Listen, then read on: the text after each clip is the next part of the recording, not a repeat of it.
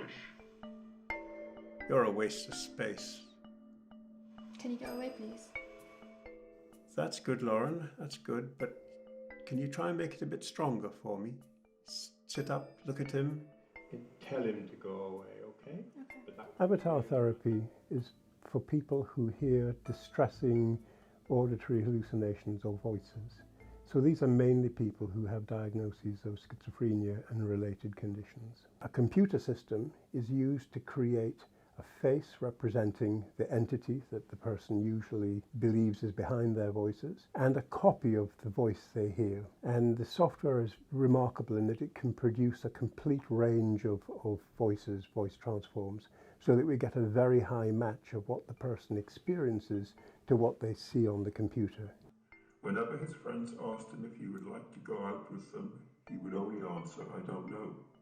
He wouldn't say yes, and he wouldn't say no either. So the therapy is delivered over 6 sessions, each of about 10 minutes long, where the person is having a dialogue with their avatar. And gradually the avatar changes in response to the person standing up to it. So as the person says, "I'm tired of hearing this, leave me alone," the avatar gradually concedes. The whole experience changes from something that's very frightening to something that's much more in the person's control. Tell him you don't want to hear this rubbish anymore when he comes in with his usual statements. How come you're so confident? Because I'm not going to listen to you anymore. So the first pilot study of avatar therapy was just a very small number of patients, and it was remarkably successful.